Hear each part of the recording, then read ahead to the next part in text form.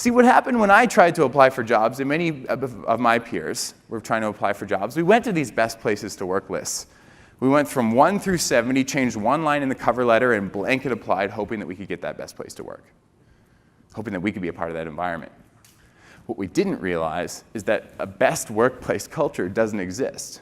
As I said before, there's no best culture, or this idea of a universal best culture. It doesn't work. But there is a best culture for us. A great place to work for somebody at KPMG might be toxic at Starbucks.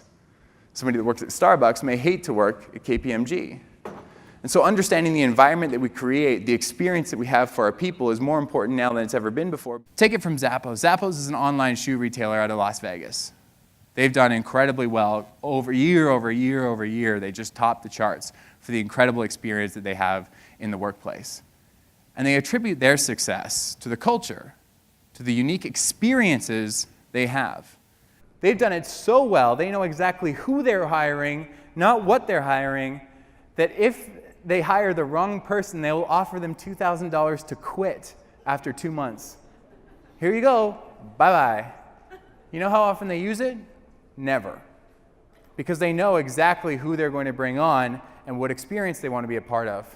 And they say experiences because culture is an interesting word. We've been talking about culture for years now, arguably decades. And the problem with culture is that what I say by culture, what I mean by culture, and what you hear by culture might be 3 totally different things. So we're not even speaking the same language, but when we start to talk about experience, what time we get to work, what time we leave, how many on our immediate team, what the environment is actually like, what does it look like at work? I wanted to give you a peek under the hood to show you what it looks like in Zappos. Talk about work-life separation or work-life balance. And for us, our approach is really to focus on work-life integration, because at the end of the day, it's just life. The Zappos culture is unlike anything else I've ever seen. We joke that it's happier than Disney. It's like a family. It's like this big family, and we're happy to see each other. We come to work, we enjoy it, and we have fun here. Company culture is our main business strategy. It's the #1 priority of the company. I think that we've always felt that competitors could copy our selection, they can copy our shipping, but one thing that could never be copied was our company culture. So take it from Fred No Title Mossler. They've got a great culture. By the way, one I wouldn't want to touch with a 10-foot pole. I can't do the antlers and the shake weights. I can't do the cheering. Like, I'm supposed to be a millennial, and it's just like, no, absolutely not. In fact, that is about as polarizing as it gets for me, and saying that there's not a chance that that's an environment that I want to be a part of. And so what I want to suggest is that we treat our organizational culture kind of like, well, cilantro, I guess. What? Cilantro? Quick show of hands, who loves cilantro? Work with me. Who hates it? Yep, I'm with you. I am with you on that one. Let's try one more. Let's try black licorice. Who's a fan of black licorice? Who hates black licorice? Yeah, that's pretty polarizing. Okay, one more. Pineapple on pizza. Hands up if you love it. If you hate it.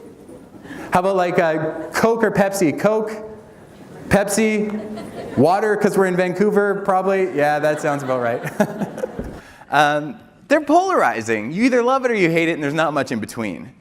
And what I would challenge us to do is to ensure that our culture is as polarizing as cilantro, as black licorice, or as ham and pineapple on pizza.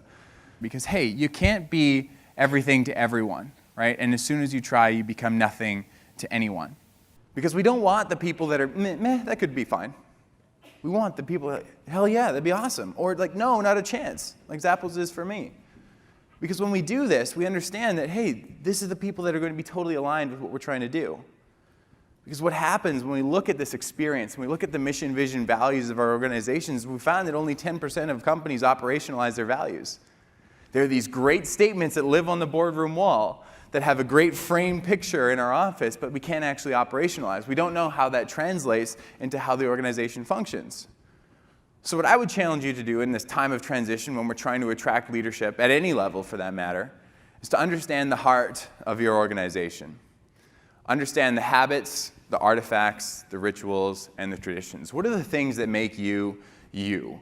What is the story other than the P&L that you can tell when you're trying to attract leadership to your organization? When you're looking at that buyout opportunity? When you're looking at your differentiating qualities? Because when we understand what makes us us, That's our unique and differentiating component. Take it from